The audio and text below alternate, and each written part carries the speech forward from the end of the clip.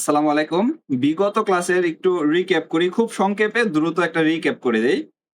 ১ম এ আমরা ১৭৭ ধারা পড়লাম। ৭৭ ধারায় বিচারের সাধারণ স্থান সম্পর্কে আমরা জানলাম যে, যেইখানে অপরাধটা সংঘটিত হবে, সেই এলাকাটা যেই ম্যাজিস্ট্রেটের অধীনস্থ, সেই ম্যাজিস্ট্রেটের আদালতে সেই অপরাধের বিচার হবে।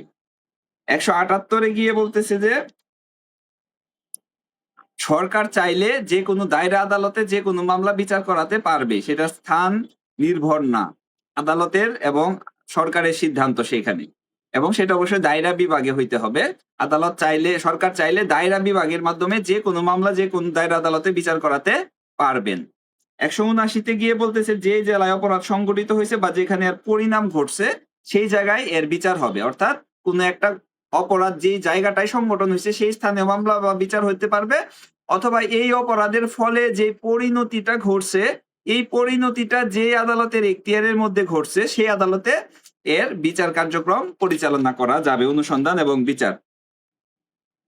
এরপরে ১৮০ বলছে কার্য যে ক্ষেত্রে অপর অপরাধের প্রেক্ষিতে অপরাধ। মানে এমন একটা কাজ করলো যেই কাজটা আসলে অপরাধ না। কিন্তু এই কাজটা অন্য আরেকটা অপরাধের জন্য অপরাধ। যেমন কেউ একজন চোরাই মাল গ্রহণ করলো, এই উদাহরণটা দিছি। অথবা এমন একজনকে আপনার এক আত্মীয়কে আশ্রয় দিলেন।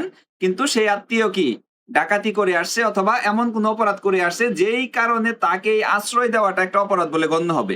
অপরাধ কেন গণ্য হচ্ছে এই আশ্রয়দান? আশ্রয়দান অপরাধ না। কিন্তু সে এমন একটা অপরাধ করে আসছে তখন তাকে আশ্রয় দেওয়া, অপরাধীকে আশ্রয় দেওয়া শামিল। এই কারণে তখন এই কাজটা কি হবে? অপরাধ বলে গণ্য হবে। এইজন্য বলতেছি যে আসলে যেই কাজটা অন্য একটি অপরাধের কারণে অপরাধ, তখন এর বিচার হবে ওই অপরাধটা যেখানে সংগঠন করা হয়েছে অথবা এই অপরাধের সাথে সংশ্লিষ্ট ব্যক্তিকে যেখানে আশ্রয় দেওয়া হয়েছে বা যেখানে মালামাল কিনে রাখা হয়েছে, এই জায়গায় এর অনুসন্ধান এবং বিচার কার্যক্রম পরিচালনা করা যাবে। এরপরে বলতেছি যে কিছু অপরাধ আছে এইগুলার ক্ষেত্রে আসলে স্থান কোনো ম্যাটার করে না। যেমন ডাকাতি, নরহত্যা, খুন, কিডন্যাপিং এই ধরনের বা ডাকাতির দলভুক্ত হওয়া, এই ধরনের অপরাধীদের ক্ষেত্রে আসলে এদেরকে যেইখানে পাওয়া যাবে সেইখানে এদের অনুসন্ধান এবং বিচার করা যাবে। এরপরে চুরি, অপহরণ, মনুষ্যহরণ এইগুলার ক্ষেত্রে ভিন্ন বিষয়গুলা ছিল। আমরা আলোচনা করছিলাম ডিটেইলসে, আজকে আর ডিটেইলসে যাব না। এরপরে বলতেছে ১৮২ ধারাটা, এটা একটা গুরুত্বপূর্ণ ধারা। এখান থেকে এইগুলা থেকে কিন্তু লিখিত প্রশ্ন হওয়ার সম্ভাবনা আছে, হ্যাঁ? খুব বেশি না, কিন্তু ডাবল স্টারের মতো আরকি। তবে এই ধারাটা গুরুত্বপূর্ণ। এখানে প্রশ্ন আসতে পারে যে বিচারের স্থান সম্পর্কে, বিচার এবং অনুসন্ধানের স্থান সম্পর্কে, অপরাধের বিচার এবং অনুসন্ধানের স্থান সম্পর্কে সাধারণ আলোচনা করুন। এইরকম আসতে পারে, অথবা সুনির্দিষ্ট ধারা থেকে প্রশ্ন করতে পারে। যেমন যখন বি আ ঘটনা অপরাধের স্থান এক এবং পরিণতি আরেক জায়গায়। এই ক্ষেত্রে আসলে বিচার কোন জায়গায় অনুষ্ঠিত হবে? এরকম প্রশ্ন আসতে পারে। অথবা যখন অপরাধের স্থান অনিশ্চিত, সেখানে বিচার এবং অনুসন্ধানের স্থান কোথায় হবে আলোচনা করুন। তাহলে যখন বিচারের স্থান অনিশ্চিত বা মাত্র এক জেলায় নহে, অথবা অপরাধ যখন অবিরাম বা একাধিক কার্যের সমষ্টি, সেইরূপ ক্ষেত্রে ইনকোয়ারি বা বিচার কোন জায়গায় হবে? অপরাধটা বিভিন্ন জায়গায়, যেটা বলছিলাম যে আসলে একটা মানুষকে হত্যার পর তার দেহ বিভিন্ন জায়গায়, হাত এক জায়গায়, পা এক জায়গায়, মাথা এক জায়গায় এরকম দিলে আসলে এর বিচার কোন জায়গায় হবে? এর যেকোনো এক জায়গায় হইতে পারে। যেখানেই এর অঙ্গগুলা পাওয়া গেল, এর যেকোনো এক জায়গায় একটা মামলা এবং অনুসন্ধান হতে পারবে। এরপরে ৮৩ ধারায় ছিল ভ্রমণকালে যদি কোনো অপরাধ হয়, সেই ক্ষেত্রে তিনি ভ্রমণকালে যতগুলো এলাকা অতিক্রম করেছেন, এর যেকোনো এক জায়গায় অপরাধ সংগঠনের স্থান সম্পর্কে যদি নিশ্চিত হইতে পারেন, সেইখানে মামলা করাটা হলো সাধারণ রীতি। যদি নিশ্চিত হইতে না পারেন অথবা তিনি অপারগ হন, তখন তিনি যে এলাকাগুলো এই ভ্রমণকালে অতিক্রম করেছেন, তার যেকোনো এক জায়গায় কি করতে পারবেন? মামলা, অনুসন্ধান, বিচার কার্যক্রম পরিচালনা করতে পারবেন। এবং যেই ক্ষেত্রে হলো যে কোন জায়গায় আসলে অপরাধটা সংঘটিত হয়েছে এই নিয়ে সন্দেহের, অথবা ২ টা মামলা হয়েছে একটা বিষয়ে, এই ক্ষেত্রে যখন প্রশ্ন উত্থাপিত হবে যে আসলে কোন মামলাটা চলবে, তখন ১৮৫ ধারা মোতাবেক হাইকোর্টে এই সিদ্ধান্ত দিবে যে আসলে কোন মামলাটা চলবে, কোন মামলাটা স্থগিত থাকবে। এই সিদ্ধান্ত দিবে কে? হাইকোর্ট। এরপর ১৮৬, ৮৭ ও ৮৮ এগুলা গুরুত্বপূর্ণ না, এগুলা রিক্যাপের মধ্যে আনলাম না। ১৭৯ আনলাম না। আজকে আলোচনা করব ১৯০ ধারা থেকে। ১৯০ ধারা কিন্তু আমি ইতিমধ্যে কয়েকবার আলোচনা করা হয়েছে বা করছি। এটা হলো যে যখন আমরা নালিশের সংজ্ঞা পড়লাম, তখনও কিন্তু আমরা ১৯০ ধারা দেখলাম। ১৯০ ধারায় বলতেছে যে ম্যাজিস্ট্রেট কিভাবে অপরাধ আমলে নিতে পারে। আমরা জানি কি পুলিশ অফিসার অপরাধ আমলে নেয় 154 ধারার ক্ষমতা বলে এবং 155 ধারার ক্ষমতা বলে। 154 ধারায় কিভাবে কোন অপরাধ নেয়? আমলযোগ্য অপরাধ। বলতেছে যে যখন কোনো পুলিশ অফিসারের নিকট কোনো আমলযোগ্য অপরাধের সংবাদ আসবে, তিনি সেই আমলযোগ্য অপরাধের বিষয়ে কি করবেন?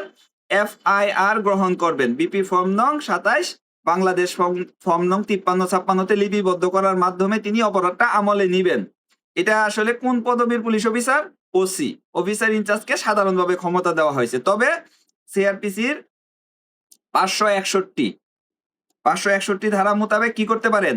ওসির উপরস্থ যে পুলিশ অফিসার থাকবেন তারা তার এখতিয়ারিধীন এলাকার মধ্যে ওসির ক্ষমতা প্রয়োগ করতে পারবেন। তার মানে কি ওসির উপরের র্যাঙ্কের মানুষও কি করতে পারেন? ওসির উপরের পদবীর সরি একটা কল চলে আসছিল। ওসির উপরের পদবীর মানুষও কি করতে পারেন? মামলা গ্রহণ করতে পারেন বা অপরাধ আমলে নিতে পারেন। কেন এগুলো বলতেছি? কারণ এখানেও বিভিন্ন শ্রেণীর ম্যাজিস্ট্রেটের কথা বলা আছে। কোন কোন শ্রেণীর ম্যাজিস্ট্রেট অপরাধ আমলে নিতে পারে এই বিষয়গুলো আমরা আলোচনা করবো। তাহলে পুলিশের ক্ষেত্রে তো আমরা জানি যে কোন কোন অপরাধ বা কোন কোন শ্রেণীর পুলিশ অপরাধ আমলে নিতে পারে। তাহলে সর্বপ্রথম অপরাধ আমলে নিতে পারে ওসি 154 ধারা মোতাবেক, এবং ওসির ঊর্ধ্বতন কর্তৃপক্ষ 561 ধারার ক্ষমতা প্রয়োগ করে অপরাধ আমলে নিতে পারে। তাহলে ওসি নিচে পারে কিনা? নিচেও পারে। কখন পারে? যখন ফৌজদারি কার্যবিধির 4-1 এর ক্ষমতা বলে যখন তারা কি ভারপ্রাপ্ত কর্মকর্তা হিসেবে নিযুক্ত থাকেন। তাহলে এটা কে থাকতে পারেন? কনস্টেবল পদের উপরস্থ এবং ইন্সপেক্টর পদের নিচে যারা সাময়িক সময়ের জন্য ওসির দায়িত্ব পালন করেন তারা থানার ভারপ্রাপ্ত অফিসার। তাহলে থানার ভারপ্রাপ্ত অফিসারও কি করতে পারেন? অপরাধ আমলে নিতে পারেন। এখন 190 ধারায় হলো ম্যাজিস্ট্রেট কখন কিভাবে অপরাধ আমলে নেন। ম্যাজিস্ট্রেট কিভাবে নেন? ম্যাজিস্ট্রেট হলো কোন কোন শ্রেণীর দেখি। প্রথম হলো যে chief metropolitan magistrate, chief metropolitan magistrate, chief judicial magistrate, তারপরে শুধু মেট্রোপলিটন ম্যাজিস্ট্রেট, প্রথম শ্রেণীর ম্যাজিস্ট্রেট এবং বিশেষভাবে ক্ষমতাপ্রাপ্ত অপর কোন ম্যাজিস্ট্রেট অপরাধ আমলে নিতে পারেন 3টা পদ্ধতিতে। সর্বপ্রথম হইলো যে ওই যে নালিশ পড়লাম 4-1 বর্গীয় জ, কেউ যদি তার কাছে এসে নালিশ করে এই নালিশের মাধ্যমে তিনি অপরাধ আমলে নিতে পারেন। দ্বিতীয়ত হলো যে পুলিশ রিপোর্টের মাধ্যমে তিনি অপরাধ আমলে নিতে পারেন। পুলিশ রিপোর্টের মাধ্যমে কিভাবে? পুলিশ রিপোর্টের মাধ্যমে হলো যে পুলিশ যখন কোনো একটা আমল অযোগ্য অপরাধের সংবাদ পায় তখন কি করে? সংবাদদাতা কে সহ এই অভিযোগ বা জিডিটা কি করে? ম্যাজিস্ট্রেটের কাছে পরবর্তী সিদ্ধান্তের জন্য প্রেরণ করে। তাহলে আমরা কি দেখলাম যে পুলিশ রিপোর্টের মাধ্যমে। এছাড়াও পুলিশ যখন আমলযোগ্য অপরাধের ক্ষেত্রে সন্দেহের সৃষ্টি হয় তখনও প্রথম কাজ হলো যে ম্যাজিস্ট্রেটকে অবহিত করা। আমলযোগ্য অপরাধে সন্দেহের ক্ষেত্রে ওসির প্রথম কাজ ম্যাজিস্ট্রেটকে অবহিত করা এবং নিজে অথবা অধস্তন কাউকে ঘটনাস্থলে তদন্তের জন্য বা অনুসন্ধানের জন্য সরেজমিনে তদন্তের জন্য প্রেরণ করা। তবে কোন কোন ক্ষেত্রে সরেজমিনে তদন্ত থেকে বিরত থাকতে পারে এইগুলাও কিন্তু আমরা পূর্বে আলোচনা করে আসছি। তাইলে প্রথম বিষয়টা হলো যে কোনো নালিশের মাধ্যমে যদি অভিযোগ প্রাপ্ত হন তাহলে এই অভিযোগের মাধ্যমে অপরাধ আমলে নিতে পারেন। 2 নম্বরে হলো যে পুলিশ রিপোর্টের মাধ্যমে, এই যে পুলিশ রিপোর্ট দেয় জিডি পায়া, অভিযোগ পায়া অথবা আমলযোগ্য অপরাধের সন্দেহের ক্ষেত্রে ম্যাজিস্ট্রেটকে এই রিপোর্টের মাধ্যমে ম্যাজিস্ট্রেট কি করতে পারেন? অপরাধ আমলে নিতে পারেন। এবং সর্বশেষ যেটা সেটা হলো যে পুলিশ অফিসার ব্যতীত অন্য কোনো ব্যক্তির মাধ্যমে অথবা কি নিজে খবর পেয়ে বা নিজের জ্ঞান দ্বারা যদি জানতে পারেন অথবা সন্দেহের বশবর্তী হয়ে যদি উনি তথ্য পান তাহলে সেই তথ্যের ভিত্তিতেও তিনি অপরাধ আমলে নিতে পারেন। এই অপরাধ আমলে নেওয়ার ক্ষমতা কার? ম্যাজিস্ট্রেটের। 190 ধারায় হলো ম্যাজিস্ট্রেট অপরাধ আমলে নেন। তাহলে কোন কোন শ্রেণীর ম্যাজিস্ট্রেট? এটা হলো একটা অবজেক্টিভের জন্য chief metropolitan magistrate, chief judicial magistrate, শুধু মেট্রোপলিটন ম্যাজিস্ট্রেট, প্রথম শ্রেণীর ম্যাজিস্ট্রেট এবং ক্ষমতাপ্রাপ্ত বিশেষভাবে ক্ষমতাপ্রাপ্ত অপর কোন ম্যাজিস্ট্রেট 190 ধারায় অপরাধ আমলে নিতে পারেন 3টা পদ্ধতিতে। 3টা পদ্ধতি আমরা জানলাম। এরপরে 2 উপধারায় বলছে, এটা অবজেক্টিভের জন্য বা জাস্ট জেনে রাখার জন্য একটু জেনে রাখেন যে সরকার এবং হাইকোর্ট বিভাগ জারিকৃত কোনো সাধারণ বা বিশেষ আদেশের সাপেক্ষে মুখ্য বিচারিক ম্যাজিস্ট্রেট মানে চিফ জুডিশিয়াল ম্যাজিস্ট্রেট যেই সমস্ত অপরাধ বিচার করতে বা বিচারের জন্য প্রেরণ করতে পারেন সেই সমস্ত অপরাধ দ্বিতীয় বা তৃতীয় শ্রেণীর ম্যাজিস্ট্রেটের দ্বারা বিচার করাতে সক্ষম। মানে যদি সরকার এবং হাইকোর্ট বিভাগ কোনো সাধারণ বা বিশেষ আদেশ দ্বারা মুখ্য বিচারিক মানে চিফ জুডিশিয়াল ম্যাজিস্ট্রেট যে অপরাধ কি করতে পারেন, আমলে নিতে পারেন অথবা বিচার করতে পারেন, সেই অপরাধগুলো তিনি দ্বিতীয় বা তৃতীয় শ্রেণীর ম্যাজিস্ট্রেটের মাধ্যমে করাতে পারবেন। তবে এই ক্ষেত্রে কার? সরকার এবং হাইকোর্টের আদেশ বা অনুমোদন লাগবে আর কি। এটা জাস্ট অবজেক্টিভের জন্য বা আমাদের ব্যক্তিগতভাবে জেনে রাখার জন্য। এক উপধারা ১৯০ এর এক উপধারায় মূলত আমাদের গুরুত্বপূর্ণ বা আবশ্যকীয় বিষয়। এরপরে ১৯১ ধারা হলো যে আসামির আবেদন ক্রমে মামলা স্থানান্তর।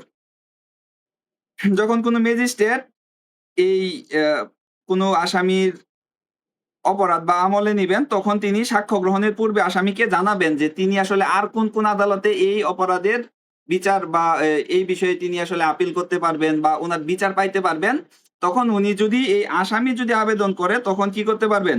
তিনি অন্য ম্যাজিস্ট্রেট দ্বারা এই বিচারের ব্যবস্থা করাতে পারবেন। মানে আসামি যদি আবেদন দেয় তাহলে মামলা স্থানান্তর করে এই ১৯১ ধারায়। আসামি যদি মনে করে যে এখানে ন্যায় বিচার পাবে না বা অন্য কোনো কারণে যদি আবেদন করে, মূলত আসামির আবেদন ক্রমে জাস্ট জেনে রাখা একটু ১৯১ ধারা লিখিত আসে না, যদি কখনো এমসিকিউ আসে আর কি, যে আসামির আবেদন ক্রমে মামলা স্থানান্তর করা হয় কোন ধারা মোতাবেক? ১৯১।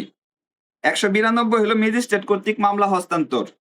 ম্যাজিস্ট্রেটের কর্তৃক মামলা হস্তান্তর ১৯২ ধারা। কোন ম্যাজিস্ট্রেট? মুখ্য মহানগর ম্যাজিস্ট্রেট বা চিফ জুডিশিয়াল ম্যাজিস্ট্রেট যেই মামলা ইনকোয়ারি বা বিচারের জন্য আমলে নিয়েছেন তাহা তিনি তার অধীনস্থ কোনো ম্যাজিস্ট্রেটের কাছে হস্তান্তর করতে পারবেন। আমরা যেমন ওসি যেমন নিজে আহ সমন অথবা গ্রেফতারি পরোয়ানা তামিল না করে অধস্তন দিয়ে করান, এখানে আসলে চিফ জুডিশিয়াল ম্যাজিস্ট্রেটের ক্ষেত্রে সেম বিষয়টা।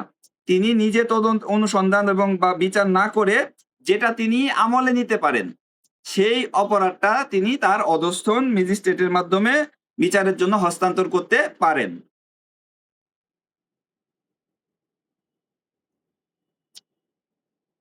এরপরে দায়রা আদালত কর্তৃক অপরাধ আমলে গ্রহণ হলো ১৯৩ অবজেক্টিভের জন্য। ১৯০ কার? ম্যাজিস্ট্রেট।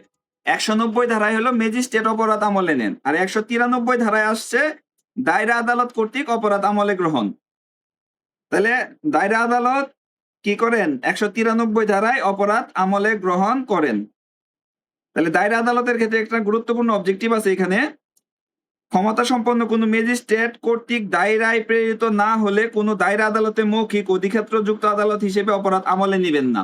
এটা হলো যে আপনারা যদি আমাদের রাজারবাগ পুলিশ হাসপাতালে যান তাহলে দেখবেন যারা হলো বিভাগীয় প্রধান তারা কিন্তু সরাসরি কোনো রুগী দেখেন না। তারা কোন রুগী দেখে জানেন? যেটা হলো রেফার্ড করা রুগী।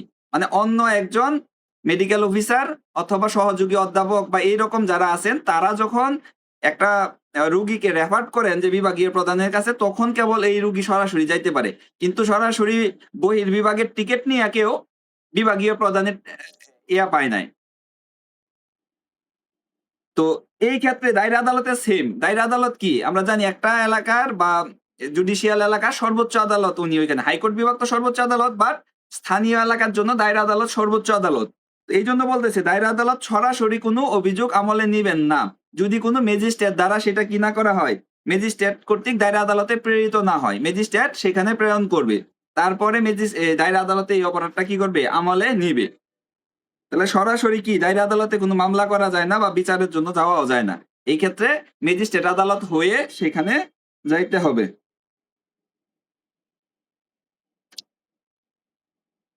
এরপরে আমাদের লিখিত পরীক্ষার জন্য অত্যন্ত মানে ৩ স্টার দেওয়ার মতো গুরুত্বপূর্ণ আলোচনা হলো এখন শুরু হইলো ১৯৫ ধারা থেকে।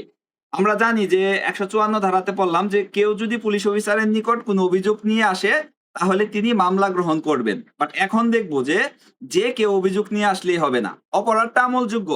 বাট যে কোনো ব্যক্তি যদি এই অপরাধের জন্য অভিযোগ নিয়ে আসে সেই ক্ষেত্রে কি করা যাবে না? সেই অপরাধ পুলিশ আমলে নিতে পারবে না। এই ক্ষেত্রগুলোই এখন আলোচনা করে দেখব যে কোন ক্ষেত্রে অভিযোগটা আমলযোগ্য হইলেও পুলিশ অফিসার যে কারো অভিযোগের প্রেক্ষিতে মামলা নিতে পারবে না। মূলত মামলা করার ক্ষেত্রে কিন্তু এই বাইন্ডিংস বা সীমাবদ্ধতা নাই যে আসলে মামলা যে ক্ষতিগ্রস্ত ভিকটিম তাকেই করতে হবে এরকম কিন্তু আইনে ধরাবাঁধা নাই। কিন্তু এই জায়গায় কিন্তু এই ব্যতিক্রমগুলো আলোচনা করা হয়েছে। ধরেন আপনি রাস্তা দিয়ে যাচ্ছেন, কোনো একজন ব্যক্তি আরেকজন ব্যক্তিকে ধর্ষণ করলো, তা আপনি ইচ্ছা করলে কিন্তু এটার মামলা করতে পারবেন। ওই ব্যক্তি ভিকটিম আপনার কিছু না, তারপরে আপনি চাইলে মামলা করতে পারবেন। বাট এখন যে অপরাধগুলো, এই অপরাধগুলোতে যে কোনো ব্যক্তি মামলা করতে পারবে না। সর্বপ্রথম সরকারি কর্মচারীর আইনসঙ্গত কর্তৃত্ব অবমাননার দায়ে মামলা। অর্থাৎ কোন সরকারি কর্মচারী কোন ব্যক্তির প্রতি কর্তৃত্ব বলে কোন আদেশ দিল। ধরেন আদালত দিল কোন ব্যক্তিকে সমন দিল যে হাজির হওয়ার জন্য, হইল না, অথবা সমন দিল কোনো কিছু আদালতে নিয়ে আসার জন্য, মানে দলিল হইতে পারে, বস্তু হইতে পারে, এটা আনার জন্য, অথবা কোনো পুলিশ অফিসার কাউকে আদেশ দিল, লিখিত আদেশ দিল যে এই মামলার এই আলামতটা নিয়ে আসেন। এই যে আনলো না, এই যে তার কর্তৃত্ব অবমাননা করলো, এই অবমাননার মামলা যে কেউ করলে হবে না। কার করতে হবে? শুরুতে বলতেছে আদালত নিম্নলিখিত বিষয়ে আমলে নিবেন না। ১. সরকারি কর্মচারীর লিখিত অভিযোগ। সংশ্লিষ্ট সরকারি কর্মচারী অথবা তার ঊর্ধ্বতন অপর কোন সরকারি কর্মচারীর লিখিত অভিযোগ ব্যতীত পেনাল কোডের ১৭২ থেকে ১৮৮ ধারার সমূহে দণ্ডনীয় কোনো অপরাধ। তাহলে ১৮৭তে কি পড়লাম আমরা পেনাল কোডের? ওই যে ৪২ ধারার কোনো অপরাধ যদি, মানে কোনো ব্যক্তিকে গ্রেফতার করতে গেল পুলিশ, কিন্তু একজনের কাছে সাহায্য চাইলো, সাহায্য করলো না, অথবা ম্যাজিস্ট্রেটকে সাহায্য করলো না। এখন এই ব্যক্তির বিরুদ্ধে মামলা কিন্তু যে কেউ করতে পারবে না। অথবা ধরেন ম্যাজিস্ট্রেট অথবা পুলিশ অফিসার কাউকে একটা মামলার আলামত আনার জন্য বললো, এই আলামতের জন্য একটা মামলা পেন্ডিং, অনেক দিন ধরে পেন্ডিং, মামলা চলতেছে না। এখন যে ব্যক্তি হলো মামলার বাদী, সে মনে করতেছে যে এই আসামির কাছ থেকে এই জিনিসটা নিয়ে আসলে, দ্রুত নিয়ে আসতে পারলে মামলাটা ডিসমিস হবে। আসামি যদি বাদী যদি ইচ্ছা করে এই ব্যক্তির বিরুদ্ধে কি মামলা করতে পারবে? পারবে না। তাহলে এই ব্যক্তির বিরুদ্ধে মামলা করতে হবে কার? যে আদালত একে হুকুম দিছিল যে আপনি এই আলামতটা নিয়ে আসেন, সেই ব্যক্তি। তেমনি পুলিশ অফিসার যার কাছে সাহায্য চাইছিল, সেই ব্যক্তি যদি তাকে পুলিশকে সাহায্য না করে, তাহলে ওই সংশ্লিষ্ট পুলিশ অফিসার বা তার ঊর্ধ্বতন কোনো পুলিশ অফিসার এই বিষয়ে মামলা করতে পারবে। কোনো পাবলিক বা অন্য কেউ এই বিষয়ে যদি মামলা করতে আসে, মামলা কি করবে না, আদালত আমলে নিবে না। তাহলে পেনাল কোডে যে ১৭২ থেকে ১৮৮ ধারাগুলো আছে সরকারি কর্মচারীর কর্তৃত্ব সংক্রান্ত অধ্যায়, এই অধ্যায়ের যদি কোনো অপরাধ কেউ করে, তাহলে এই অপরাধের মামলা সংশ্লিষ্ট সরকারি কর্মচারী অথবা তার ঊর্ধ্বতন কর্তৃপক্ষের লিখিত অভিযোগ ছাড়া গ্রহণ করবে না আদালত। তাহলে অপরাধ করলে হবে না, এখানে আমলযোগ্য অপরাধ হোক আর আমল অযোগ্য অপরাধ হোক, এই এই সুনির্দিষ্ট অপরাধের ক্ষেত্রে সরকারি কর্মচারীর অভিযোগ লাগবে, লিখিত অভিযোগ লাগবে। এছাড়া আদালত কর্তৃক এই অপরাধ আমলে গৃহীত হবে না। এরপরে হলো যে ন্যায় বিচারের বিরুদ্ধে কতিপয় অপরাধের দায়ে মামলা। এটা হলো যে পেনাল কোডের ১৯৩, ১৯৪, ১৯৫, ওই যে মিথ্যা সাক্ষী দেওয়া, আদালতে হলফনামা করে আদালতে যে শপথ গ্রহণ পূর্বক মিথ্যা তথ্য দেওয়া, অথবা জাল দলিল তৈরি করা, এই রিলেটেড যা সাক্ষী হওয়া, ভুয়া সাক্ষী হওয়া, এই রিলেটেড মিথ্যা মামলা করা, এই যে অপরাধগুলো আছে পেনাল কোডের ১৯৩, ৯৪, ৯৫, ৯৬, ৯৯, ২০০, ২০৫, ২০৬, ২০৭, ২০৮, ২০৯, ২০১০, ২০১১ বা ২২৮, পেনাল কোডের এই ধারার অপরাধগুলোর ক্ষেত্রে যদি কেউ কোনো অপরাধ করে, তাহলে অপরাধটি কোন আদালতের কার্যক্রম ছিল, মানে কোন আদালতে গিয়ে সে শপথ করে মিথ্যা কথা বললো, বা কোন আদালতে সে একটা মিথ্যা মামলা করলো, ২১১ কি মিথ্যা মামলার শাস্তি, এই আদালতের বা এই আদালত বা আদালতের ঊর্ধ্বতন কর্তৃপক্ষের লিখিত আদেশ ছাড়া অপরাধ আমলে নেওয়া যাবে না। অর্থাৎ আদালতে গিয়ে কেউ যদি মিথ্যা সাক্ষ্য দেয়, তাহলে যে আদালতে গিয়ে মিথ্যা সাক্ষ্য দিছে সেই আদালতের লিখিত অভিযোগ ছাড়া অপরাধ আমলে নেওয়া হবে না। এরপরে ৩ নম্বরে আছে, ৩ নম্বর বা গ নাম্বার, এটা হলো সাক্ষ্য প্রমাণ দাখিলকৃত দলিলপত্র সম্পর্কে কতিপয় অপরাধ। এটা হলো যে ৪৬৩, ৪৭১, ৪৭৫ বা ৪৭৬ পেনাল কোডের এই যে অপরাধগুলো আছে, এই অপরাধগুলো এই সংশ্লিষ্ট কি আদালত বা আদালতের ঊর্ধ্বতন কর্তৃপক্ষের মাধ্যমে যদি লিখিত অভিযোগ আসে, কেবল তাহলেই ওই অভিযোগটা আদালত কর্তৃক গৃহীত হবে। তাহলে আমরা দেখলাম যে সরকারি কর্মচারীর যদি কেউ কর্তৃত্ব অবমাননা করে, সরকারি কর্মচারীর যে ক্ষমতা ছিল, ক্ষমতা অনুযায়ী তাকে আদেশ দিল, সে আদেশটা পালন করলো না কেউ, তাহলে এই ক্ষেত্রে যদি তার বিরুদ্ধে অ্যাকশন নিতে হয়, তাহলে কে নিতে পারবে? ওই সরকারি কর্মচারী বা তার ঊর্ধ্বতন কর্তৃপক্ষ যদি তার বিরুদ্ধে কোনো লিখিত অভিযোগ করে, তাহলে আদালত সেই অভিযোগটা গ্রহণ করবে। অন্য কোনো ব্যক্তি গিয়ে করলে সেটা গ্রহণ হবে না। দ্বিতীয়ত পাইলাম কি, যখন ন্যায় বিচারের স্বার্থে, যেমন কি সত্য সাক্ষ্য দেওয়া, এটা ন্যায় বিচারের স্বার্থ, কিন্তু কেউ যদি মিথ্যা সাক্ষ্য দেয়, মিথ্যা সাক্ষ্য তৈরি করে, জাল কোনো কিছু তৈরি করে, মিথ্যা মামলা করে, তাহলে যে আদালতে এই মিথ্যা সাক্ষ্যটা দিল, যেই আদালতে সেই মিথ্যা সাক্ষী তৈরি করলো, আহ্বান করলো, এই মামলা করলো মিথ্যা, সেই আদালত বা তার কর্তৃপক্ষ, ঊর্ধ্বতন কর্তৃপক্ষের মাধ্যমে অভিযোগ হইলে তার বিরুদ্ধে অ্যাকশন নেওয়া যাবে বা মামলা বা অপরাধ আমলে গ্রহণ করা যাবে। আরেকটা দেখলাম যে যখন সাক্ষ্য প্রমাণ বা দলিলাদি উপস্থাপন সংক্রান্ত, যা পেনাল কোডে 463, 471, 475 বা 476 ধারার কোনো অপরাধ, তাহলে ওই অপরাধগুলো যে আদালতে করলো বা যে আদালতে এই অপরাধগুলো সংগঠন হইল, সেই আদালত বা সেই আদালতের ঊর্ধ্বতন কর্তৃপক্ষ যদি লিখিত অভিযোগ করে, তাহলে কি করতে পারবে? সেই অপরাধগুলো আদালত আমলে নিবে, নচেত আমলে নিবে না।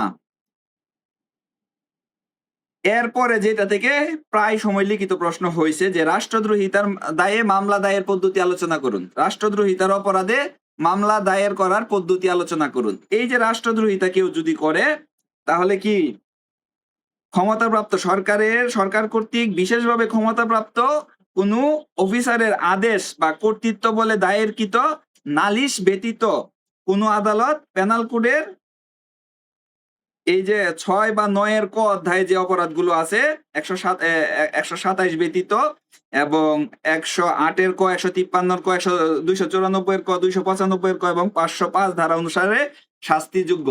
মূল কথা হলো রাষ্ট্রদ্রোহিতামূলক যে অধ্যায়টা আছে পেনাল কোডের, দুইটা অধ্যায়, একটা হলো 6 আর একটা হলো 9 এর ক। এটা শুধু 127 ধারাটা ব্যতীত বাকি যে শাস্তির ধারাগুলো আছে, এই ধারায় কেউ যদি কোনো অপরাধ করে, তাহলে এর বিরুদ্ধে মামলা যে কেউ করতে পারবে না।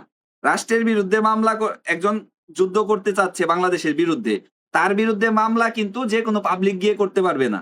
কে করতে পারবে? সরকার কর্তৃক বিশেষভাবে নিয়োজিত কোনো ব্যক্তি, মানে সরকারি কোনো কর্মচারী, যাকে ওই বিষয়ে ক্ষমতা দেওয়া হয়েছে, ওই রকম একজন ব্যক্তি গিয়ে যদি লিখিত নালিশ করে, তাহলে তার বিরুদ্ধে এই 196 ধারা মোতাবেক মামলা গ্রহণ করা যাবে। অন্য কেউ মামলা করলে কিন্তু মামলা করা যাবে না। তাহলে এটার মূল কথাটা হলো যে রাষ্ট্রদ্রোহিতার দায়ে যদি কোনো অপরাধ করে কেউ, মূলত রাষ্ট্রদ্রোহিতামূলক কোনো অপরাধ যদি কেউ করে, তাহলে সেই বিষয়ে মামলা করতে হলে সরকার কর্তৃক ক্ষমতাপ্রাপ্ত কোনো অফিসারের আদেশ লাগবে, অথবা কর্তৃত্ব বলে দায়েরকৃত কোনো নালিশ ব্যতীত এই অপরাধ আমলে নিবে না আদালত। এরপরে আরেকটা অপরাধ, এটা হলো 196 এর ক। এটা কিন্তু 196 ব্র্যাকেট ক দিবেন না, ড্যাশ অথবা একবার 196 এর সাথে ক লিখে দিবেন। এখানে কোনো ব্র্যাকেট হবে না, এটা একটা স্বতন্ত্র ধারা। যদি উপধারা হয় তখন ব্র্যাকেট দিব আমরা, কিন্তু উপধারা না হইলে কি দিব না? ব্র্যাকেট দিব না। এই ক্ষেত্রে আমরা ড্যাশ অথবা সাথে জাস্ট বসায়া দিব। তাহলে এটা কি? এটা হলো যে অপরাধজনক ষড়যন্ত্র, কনস্পাইরেসি যেটাকে ইংরেজিতে বলে, এই কনস্পাইরেসির খবর যদি হয়, তাহলে এই ক্ষেত্রেও কিন্তু যে কেউ মামলা করলে হবে না। যেটা হলো পেনাল কোডের 120 এর খ ধারা অনুসারে দণ্ডনীয় অপরাধ। এইরকম অপরাধ আমলে নিবে না যখন এই ষড়যন্ত্রের উদ্দেশ্য হচ্ছে অপরাধ ব্যতীত কোনো বেআইনি কাজ করা, অথবা বেআইনি উপায়ে কোনো আইনসঙ্গত কাজ করা, অথবা এমন কোনো অপরাধ করা যাতে 196 ধারা প্রযুক্ত হয়। 196 কি? রাষ্ট্রদ্রোহিতামূলক অপরাধ। সেই ক্ষেত্রে যদি সরকার বা সরকার কর্তৃক এই সম্পর্কে বিশেষভাবে ক্ষমতাপ্রাপ্ত কোনো অফিসারের আদেশ অভিযোগ না করা হয়, তাহলে মূল কথা হইল অপরাধজনক ষড়যন্ত্রের দায়ে মামলা করতে হলেও সরকার কর্তৃক বিশেষভাবে ক্ষমতাপ্রাপ্ত অফিসারের কি লিখিত আদেশ লাগবে। রাষ্ট্রদ্রোহিতামূলক মামলার ক্ষেত্রে যেমন সরকার কর্তৃক বিশেষভাবে ক্ষমতাপ্রাপ্ত ব্যক্তির আদেশ লাগে, তেমনি অপরাধজনক ষড়যন্ত্রের দায়ে মামলা করতে হলেও সরকার কর্তৃক বিশেষভাবে ক্ষমতাপ্রাপ্ত অফিসারের কি লাগবে? লিখিত অভিযোগ বা আদেশ লাগবে। সেই ক্ষেত্রে তারা মামলা গ্রহণ করবে বা আমলে নিবে।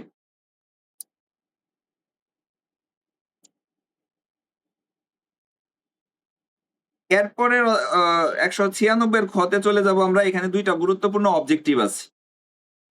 বলতেছে যে 196 বা 196 ক ধারার বিধানসমূহ প্রযোজ্য হয় তখন উক্ত ধারায় বা এই বিষয়ে অন্য কোনো অংশে যাই থাকুক না কেন, জেলা ম্যাজিস্ট্রেট ইন্সপেক্টরের নিম্ন পদের নহে এইরূপ কোনো পুলিশ অফিসার দ্বারা একটি প্রাথমিক তদন্তের আদেশ দিতে পারেন, এবং এইরূপ ক্ষেত্রে উক্ত পুলিশ অফিসারের 155(3) উপধারা বর্ণিত ক্ষমতা থাকবে।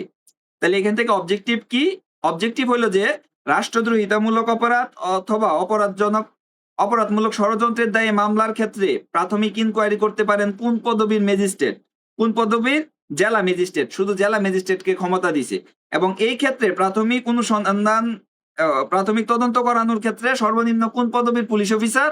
আমরা জানি সাব ইন্সপেক্টর যে কোন তদন্ত করতে পারে, কিন্তু স্ত্রী ধর্ষণের মামলা ক্ষেত্রে কিন্তু ইন্সপেক্টর লাগে। এইখানেও সেম, এই প্রাথমিক অনুসন্ধানটা করতে পারবে কেবল ইন্সপেক্টর পদবীর পুলিশ কর্মকর্তা, এর নিচে কেউ পারবে না।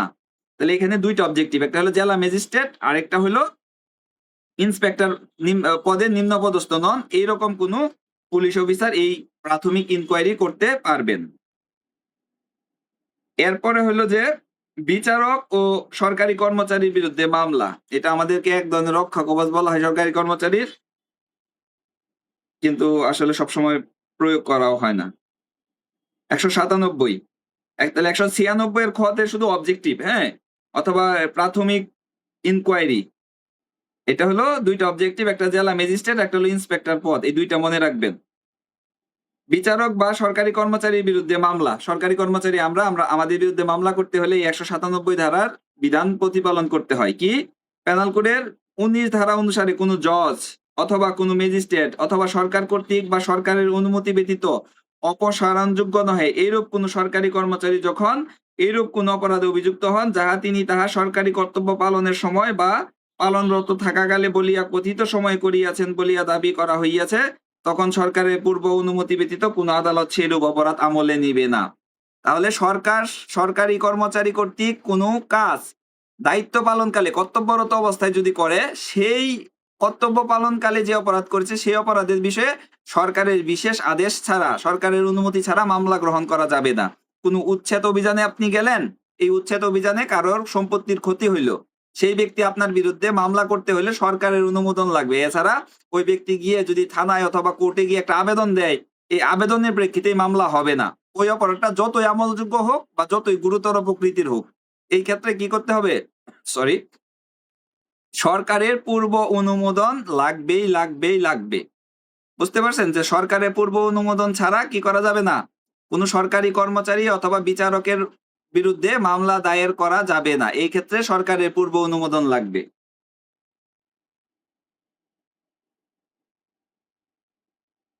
এরপরে এটাতে আরেকটা উপধারা আছে, এখানে বলছে জজ, ম্যাজিস্ট্রেট বা সরকারি কর্মচারীর বিরুদ্ধে আনীত অপরাধ বা অপরাধ সমূহের মামলা কার দ্বারা কিভাবে পরিচালিত হবে তা সরকার স্থির করতে পারবে এবং কোন আদালতে মামলার বিচার হবে তাহাও নির্ধারিত করে দিতে পারবে। যদি এরপরেও যে যৌক্তিক কারণে কোনো কারণে অভিযোগ উত্থাপিত হয়, মামলা হয়, সেক্ষেত্রে আদালত নির্ধারিত করে দিবে যে কোন আদালতে এবং কি পদ্ধতিতে এই মামলাটা পরিচালিত হবে, এটা সরকার নির্ধারিত করে দিতে হবে, সুনির্ধারণ করে দিতে পারবে। এরপর আমরা দেখবো যে চুক্তি ভঙ্গ, মানহানি এবং বিবাহ সম্পর্কিত অপরাধের দায়ে মামলা। এখান থেকে মূলত এটার থেকে বেশি হলো যে 199 ধারাটা বেশি আসে এখান থেকে। তারপরে আমরা 197টাও কিন্তু ডাবল স্টার দিয়ে রাখবো, যে সরকারি কর্মচারীর বিরুদ্ধে মামলা দায়ের করার পদ্ধতি আলোচনা করুন। আরেকটা প্রশ্ন হয় রাষ্ট্রদ্রোহিতার দায়ে মামলা দায়ের করার পদ্ধতি আলোচনা করুন। আবার অপরাধজনক ষড়যন্ত্রের দায়ে মামলা দায়ের পদ্ধতি। প্রত্যেকটা ধারা থেকে প্রশ্ন হলে একটা ধারা থেকে উত্তর হবে, কিন্তু আপনি একটু ডিটেলসে লিখে দিতে হবে তখন। 197 হলো সরকারি কর্মচারী, এখন দিব 198। 198 বলতেছে চুক্তি ভঙ্গ, মানহানি এবং বিবাহ সম্পর্কিত অপরাধ। তাহলে চুক্তি ভঙ্গের মামলা, ধরেন আমার সাথে আপনার চুক্তি, তাহলে এই চুক্তির দায়ে কি আসলে জৈনিক রহিমউদ্দিন মামলা করতে পারবে কিনা, এটা যে ভিকটিম, যে ক্ষতিগ্রস্ত সেই ব্যক্তি মামলাটা কিন্তু করতে পারে। তাহলে এখানে একটু পড়ি, সংশ্লিষ্ট অপরাধে ক্ষতিগ্রস্ত ব্যক্তির অভিযোগ ব্যতীত কোনো অভিযোগ পেনাল কোডের 19B21 অথবা 493 থেকে 496 ধারা অনুসারে কোনো অপরাধ আমলে নিবেন না আদালত। তাহলে এখানে মূল বিষয়টা হলো ক্ষতিগ্রস্ত ব্যক্তি। কোন ক্ষতিগ্রস্ত ব্যক্তি? চুক্তি ভঙ্গ হওয়ার পরে এই চুক্তিতে যে ব্যক্তি ক্ষতিগ্রস্ত সেই ব্যক্তির অভিযোগ ব্যতীত অপরাধ আমলে নিবে না। তারপরে মানহানির ক্ষেত্রে যে ব্যক্তির মানহানি ঘটছে সেই ব্যক্তির অভিযোগ ব্যতীত বলতেছে যে অপরাধ আমলে নিবে না। মানে যাদের হলো সেই মানহানিটা ঘটে বা ক্ষতিগ্রস্ত হয়। কিন্তু দেখবেন যে বঙ্গবন্ধুকে নিয়ে একটা কটূক্তি করলো অনেক মানুষ, বা শেখ হাসিনাকে নিয়ে বিভিন্ন জেলাতে মানহানির মামলা হয়েছে, মানে উনি অনুভব করতেছেন যে ওনারও মানহানি হয়েছে, উনি দলীয় লোক হিসেবে, সেই হিসেবে মামলাটা করেন তখন। আর বিবাহ সম্পর্কিত অপরাধ, যে ব্যক্তি বিবাহের ফলে ক্ষতিগ্রস্ত হয়েছে সেই ব্যক্তি ব্যতীত যে কেউ চাইলে মামলা করতে পারবে না। তবে শর্ত থাকে যে ক্ষতিগ্রস্ত ব্যক্তি যদি এরূপ মহিলা হয় যাকে দেশের রীতিনীতি ও প্রথা অনুসারে জনসম্মুখে উপস্থিত হওয়া বাধ্য করা উচিত নহে, অথবা উক্ত ব্যক্তির বয়স যদি 18 বছরের কম হয়, অথবা সেই ব্যক্তি যদি জড়বুদ্ধি, উন্মাদ অথবা ব্যাধি বা জরাগ্রস্ত বশত নালিশ করতে অসমর্থ হয়, তাহলে আদালতের অনুমতি নিয়ে অন্য কোনো ব্যক্তি তার পক্ষ থেকে নালিশ করতে পারবে। তাহলে এখানে শর্ত দিতেছে কার জন্য? শুধু মহিলার জন্য। যেই মহিলা অনেক পর্দা করে চলে, পাবলিকের সামনে আসতে চায় না, এই মহিলাকে জনসম্মুখে উপস্থিত করা যদি বাধ্যতামূলক মানে করা অসম্ভব না হয়, উচিত না হয়, তাহলে তার মামলা তার প্রতিনিধি আদালতের অনুমতি নিয়ে করতে পারবে। এরপরে আরো কিছু শ্রেণীর মানুষের কথা বলতেছে। যদি 18 বছরের কম বয়স্ক হয়, 18 বছরের কম বয়স্ক হলে তো কেউ মামলা করতে পারে না। এই ক্ষেত্রে হলো যে তার তার আইনগত অভিভাবক যে সে আদালতের অনুমতি নিয়ে মামলা করতে পারবে। অথবা যদি জড়বুদ্ধি বা উন্মাদ হয়, পাগল, তার সাথে একটা অপরাধ ঘটছে, তার কি আসলে আইনি প্রতিকার পাওয়ার অধিকার নাই? অবশ্যই অধিকার আছে। এই ক্ষেত্রে তার প্রতিনিধি, অথবা অক্ষম, ধরেন কেউ হলো প্যারালাইজড, অথবা ধরেন অন্য কোনো স্পেশাল মানে প্রতিবন্ধী, এই ক্ষেত্রে তাদের প্রতিনিধি আদালতের অনুমতি ক্রমে মামলা দায়ের করতে পারবে বা নালিশ করতে পারবে। তবে সাধারণ অবস্থায় পারবে না, ক্ষতিগ্রস্ত ব্যক্তি ছাড়া। এটা কত? 197। তাহলে 197 হলো 3 ধরনের অপরাধ। একটা হলো চুক্তিভঙ্গ, কারো সাথে কোনো চুক্তি করলো, এই চুক্তি কেউ ভঙ্গ করলো, ভঙ্গ করার পর যেই ব্যক্তি ক্ষতিগ্রস্ত, ভিকটিম, সেই ভিকটিম কি করতে হবে? অভিযোগ দায়ের করতে হবে। তারপরে মানহানি এবং বিবাহ সম্পর্কিত যে অপরাধগুলো আছে, এই অপরাধগুলোর ক্ষেত্রে প্রথমেই বলতেছে যে ভিকটিম ছাড়া মামলা নিবে না। এরপরে বলতেছে যে ভিকটিমের বয়স যদি 18 এর নিচে হয়, মহিলা হয়, যে হলো পাবলিকের সামনে আসে না, আসা উচিত না, অথবা কোনো উন্মাদ বা কোনো জড়বুদ্ধি সম্পন্ন অথবা ব্যাধিগ্রস্ত হয়, এমন কোন রোগ যে আসলে আসতে পারে না আদালতে, তখন তার প্রতিনিধি আদালতের অনুমতি নিয়ে কি করতে পারবে? মামলা দায়ের করতে পারবে। এরপরে আরেকটা বিষয় আছে এখানে গুরুত্বপূর্ণ, এটা খেয়াল করেন। তবে আরো শর্ত থাকে যে পেনাল কোডের 494 ধারার অপরাধে ক্ষতিগ্রস্ত স্বামী যদি সশস্ত্র বাহিনীর কোন শাখায় চাকরিতে থাকেন এবং তাহার চাকরির শর্ত সম্পর্কে তাহার অধিনায়ক সার্টিফিকেট দেন যে ব্যক্তিগতভাবে নালিশ করার জন্য তিনি ছুটি পাইতে পারেন না, তাহলে 199 এর খ, মানে এরপরে যেটা ধারাটা আছে সেই ধারায় বলা হয়েছে 199 এর খ এর 1 উপধারা অনুসারে উক্ত স্বামী কর্তৃক প্রদত্ত ক্ষমতায় ক্ষমতাবান অপর কোন ব্যক্তি। এরপরের ধারাতে আমরা দেখবো যে ব্যভিচারের ক্ষেত্রেও মানে আর্ম ফোর্সের যারা বাহিনী আছে, সেনা, নৌ-বিমান, এদের ক্ষেত্রে একটা বিশেষ শর্ত দিছে যে এরা সাধারণত কি কোর্ট মার্শালের মাধ্যমে পরিচালিত হয় এদের বিচার। এদেরকে সিভিল কোর্টে আসতে দেয় না, কারণ এতে সেনাবাহিনীর অনেক বদনাম হইতে পারে, রেপুটেশন বা ইমেজের সাথে সম্পৃক্ত হইতে পারে, যার কারণে তাদের যে সিও বা কমান্ডিং অফিসার থাকে, তারা একটা অ্যাকনলেজমেন্ট দিবেন বা ঘোষণাপত্র দিবেন যে এই ব্যক্তিকে নিজে উপস্থিত হয়ে মামলা করার ক্ষমতা বা ছুটি দেওয়া হবে না, তবে তার প্রতিনিধি এসে মামলা করতে পারবে। তখন তার একজন প্রতিনিধি নির্ধারণ করবে আদালত, এই প্রতিনিধির মাধ্যমে এই অপরাধগুলোর ক্ষেত্রে মামলা করতে পারবে। তাহলে কে কে না থাকলেও হবে, এটা হলো যে ক্ষতিগ্রস্ত ব্যক্তি যদি নারী হয়, যে পর্দার কারণে সামনে আসতে চায় না বা অন্য কোনো কারণে জনসম্মুখে আসা সম্ভব না, সেই ব্যক্তি 18 বছরের কম হইলে, পাগল, উন্মাদ, ব্যাধিগ্রস্ত ও এইরকম যদি কেউ হয়, আর যদি সেনা, নৌ, বিমান এই 3 বাহিনীর কোন সদস্য হয়, সশস্ত্র বাহিনীর সদস্য হয়, এবং তার কমান্ডিং অফিসার যদি বিবৃতি দেয় যে তাকে সশরীরে বা নিজে উপস্থিত হয়ে মামলা পরিচালনার জন্য ছুটি দেওয়া হবে না, এইরকম একটা সার্টিফিকেট দেয়, তাহলে তাদের প্রতিনিধি আদালতের অনুমতি সাপেক্ষে এই অপরাধগুলোর মামলা দায়ের করতে পারবে, তখন এটা গ্রহণযোগ্য হবে। অন্যথায় যে ভিকটিম, কেবল তাকে এসে অভিযোগ করতে হবে। এরপরেরটা যেটা, এটা আমাদের লাগে, অনেক সময় প্রশ্ন আসে, এটা হলো যে ব্যভিচার এবং বিবাহিত মহিলাকে ফুসলিয়ে নিয়ে যাওয়ার দায়ে মামলা।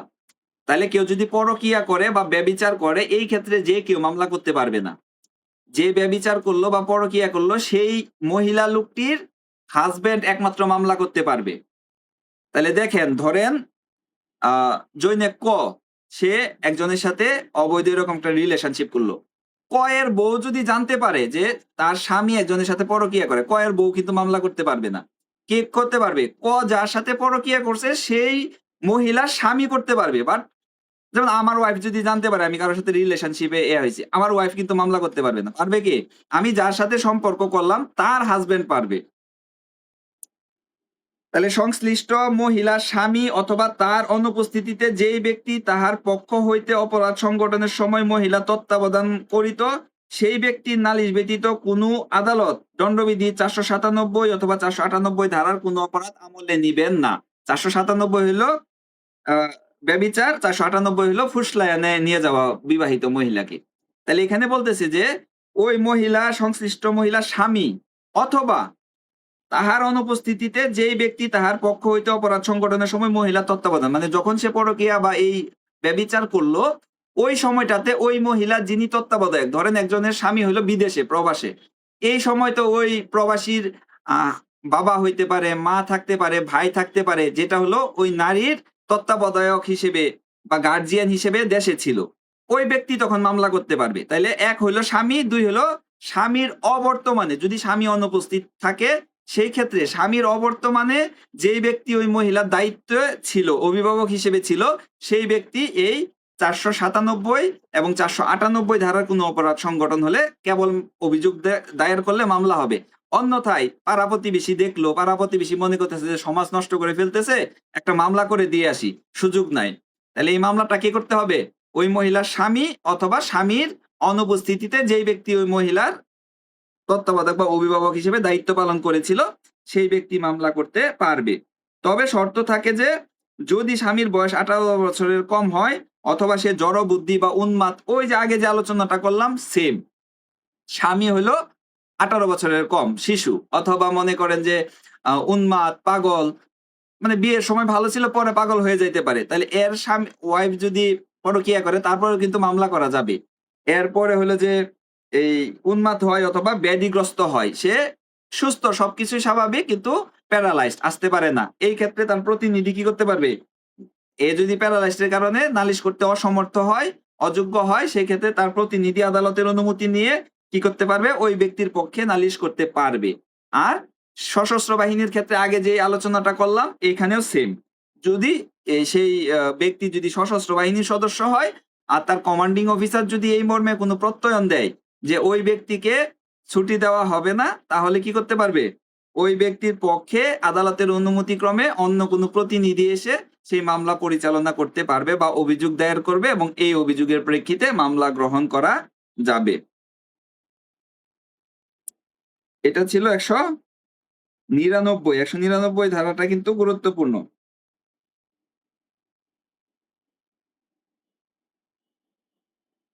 এরপরে 199 এর ক, ক্ষতিগ্রস্ত ব্যক্তি ব্যতীত অন্য ব্যক্তির নালিশ সম্পর্কে আইনসঙ্গত অভিভাবকের আপত্তি। যখন 198 বা 199 ধারায় সংশ্লিষ্ট কোনো বিষয়ে যেই ব্যক্তির পক্ষ হইতে নালিশ করার প্রস্তাব করা হয়েছে সেই ব্যক্তির বয়স 18 বছরের কম অথবা সে পাগল এবং অনুমতির জন্য আবেদনকারী ব্যক্তি কোনো যথাযথ কর্তৃপক্ষ কর্তৃক উক্ত নাবালক বা পাগলের দেহের অভিভাবক নিযুক্ত বা ঘোষিত হন নাই এবং আদালত জানিতে পারেন যে তদ্রূপ নিযুক্ত বা ঘোষিত একজন অভিভাবক রহিয়াছেন, তখন উক্ত অভিভাবককে নোটিশ দিতে হইবে এবং অনুমতির আবেদন মঞ্জুর করিবার পূর্বে আদালত তাহাকে এই আবেদন মঞ্জুর করিবার বিরুদ্ধে আপত্তি করিবার জন্য যুক্তিসঙ্গত সুযোগ দিবেন। মূলত হলো যে যখন অন্য একজন আপনার নামে মামলা করে দিবে, অভিযোগ করে দিবে, তখনের ব্যবস্থাটা যে এমন একজন মামলা করলো যে পাড়া প্রতিবেশী দেখলো যে অমুকের কয়ের বউ ক্ষয়ের সাথে পরকিয়া করে, যে আরেকজন গ আইসা মামলা করে দিল, তখন আসলে সে তো অভিভাবক না বা আইনসঙ্গত অধিকার নাই, সে অধিকার দেখায় যদি আপনা আপনি এই মামলাটা করে সেই ক্ষেত্রে আসলে এই 199 এর ক ধারা সেখানে বলতেছে অভিভাবক হওয়ার যোগ্য নয়, সে যদি অভিভাবক সে যে বসতে পারে সেই ক্ষেত্রে আসলে যে প্রকৃত অভিভাবক তার কাছে বিষয়টা জানাইয়া অনুমতি নিতে হবে।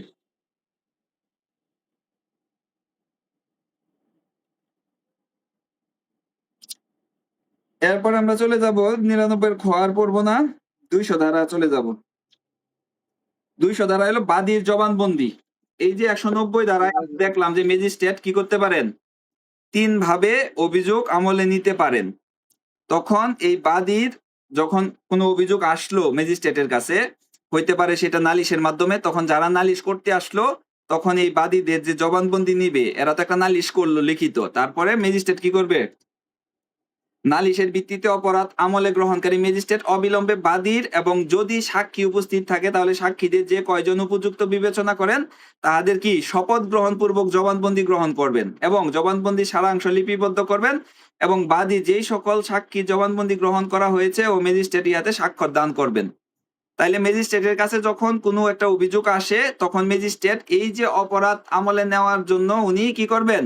জবানবন্দি গ্রহণ করবেন। এই 200 ধারার ক্ষমতা বলে ম্যাজিস্ট্রেট বাদী বা সাক্ষী জবানবন্দি গ্রহণ করে। আর পুলিশ কত? পুলিশ হলো ১৬০ ধারায় নোটিশ দেয়, ১৬১ ধারায় এই ঘটনার সাথে সম্পৃক্ত ব্যক্তিদের কি করেন? জবানবন্দি গ্রহণ করেন বা জিজ্ঞাসাবাদ করেন। আর ম্যাজিস্ট্রেট কোন ধারায়? ২০০ ধারায়। পুলিশ কোন ধারায়? ১৬১ ধারায়। তো ২ টাই একসাথে মিলায়া পড়তে হবে। এবং এই ধারার ক্ষমতা বলে মূলত নারাজি, আমরা যে নারাজি শব্দটা আছে, যখন কোন পুলিশ অফিসার মামলা তদন্ত শেষে আসামির প্রতি কি করেন? চার্জশিট দাখিল করলেও কিন্তু নারাজি দিতে পারে। আর ফাইনাল রিপোর্ট দিলে তো পারেনি। তো পুলিশ রিপোর্ট দাখিল করার পর কোন মামলার সংবাদদাতা অথবা বাদী কি করতে পারেন? ম্যাজিস্ট্রেটের কাছে নারাজি দিতে পারেন। এই নারাজি দেন, নারাজি দেওয়ার পরে কিন্তু ম্যাজিস্ট্রেট এই ২০০ ধারার ক্ষমতা বলেই তারা আবার বক্তব্য গ্রহণ করেন। তাহলে ১ম এ আমরা দেখলাম ২০০ ধারায় যে ম্যাজিস্ট্রেটের কাছে যারা নালিশের মাধ্যমে অপরাধ আমলে গ্রহণ করতে পারেন। ১৯০ ধারায় আমরা দেখলাম যে কোন শ্রেণীর ম্যাজিস্ট্রেট এই নালিশের মাধ্যমে অপরাধ আমলে গ্রহণ করতে পারেন। এটা আমরা দেখলাম। কোন শ্রেণীর ম্যাজিস্ট্রেট? এটা হলো chief metropolitan magistrate, chief judicial magistrate, তারপরে মেট্রোপলিটন ম্যাজিস্ট্রেট, ১ম শ্রেণীর ম্যাজিস্ট্রেট এবং বিশেষভাবে ক্ষমতাপ্রাপ্ত অন্য কোনো ম্যাজিস্ট্রেট। এরা হইলো নালিশের মাধ্যমে অপরাধ আমলে নিতে পারেন, এই শ্রেণীর ম্যাজিস্ট্রেট গুলা। তো এখানে বলতেছে যে এই যে শ্রেণীর ম্যাজিস্ট্রেট অপরাধ নালিশের মাধ্যমে গ্রহণ করতে পারেন বা আমলে নিতে পারেন, তারা কি করতে পারবেন? এই ২০০ ধারায় উপস্থিত যেই নালিশকারী এবং এর সাক্ষীদের জবানবন্দি গ্রহণ করবেন। এবং জবানবন্দি গ্রহণ করে এর সারাংশ এদেরকে পাঠ করে শোনাবেন এবং এদের কি স্বাক্ষর গ্রহণ করবেন, নিজে স্বাক্ষর প্রদান করবেন। তবে শর্ত থাকে যে লিখিত নালিশ করা হইলে ১৯২ ধারার মামলাটি হস্তান্তরের পূর্বে ম্যাজিস্ট্রেট কর্তৃক উক্তরূপ জবানবন্দি গ্রহণের প্রয়োজন নাই। যদি এরা লিখিতভাবে নালিশটা করে থাকে, তাহলে হস্তান্তর করার পূর্বে ম্যাজিস্ট্রেটের কি এই ধরনের জবানবন্দি গ্রহণ করার প্রয়োজন নাই। এরপরে বলতেছে যে যখন লিখিত নালিশ করা হয় এবং আদালত বা সরকারি কর্মচারী তার সরকারি কর্তব্য সম্পাদনের সময় বা সরকারি বলিয়া কথিত কর্তব্য সম্পাদনের সময় নালিশ করেন, তখন বাদীর জবানবন্দি গ্রহণের প্রয়োজন নাই। মানে কোন সরকারি কর্মচারী, ধরেন পুলিশ একটা রিপোর্ট দিল বা ১৮৭ ধারা মোতাবেক কারো বিরুদ্ধে একটা নন এফেয়ার প্রসিকিউশন দাখিল করলো, তাহলে এটা কি সরকারি কর্মচারী সরকারি দায়িত্ব পালনকারী কাজটা করলো, তখন আদালত ধরেই নেয় এই ঘটনাটা সত্য। মূলত জবানবন্দি কখন নেয়? একটা অভিযোগ দায়ের করার পর আদালত যখন সন্দেহ থাকে বা এটা একটা প্রমাণের বিষয় থাকে যে এখানে ম্যাজিস্ট্রেট সতর্ক ছিল কিনা, তখন।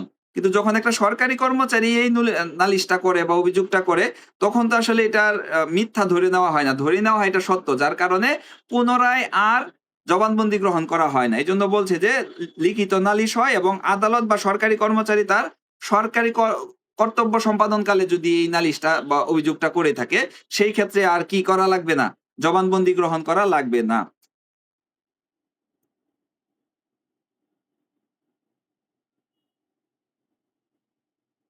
এরপরে আরেকটা একটু আমরা জেনে রাখি যে ১৯২ ধারা অনুসারে এর আগে যেটা পড়লাম, মামলা হস্তান্তর করা হয় এবং হস্তান্তরকারী ম্যাজিস্ট্রেট পূর্বেই বাদী ও সাক্ষীর আ জবানবন্দি যদি গ্রহণ করে থাকে, তখন ম্যাজিস্ট্রেটের নিকট মামলা হস্তান্তর করা হলে তিনি পুনরায় তাদের জবানবন্দি গ্রহণ করতে বাধ্য থাকবেন না।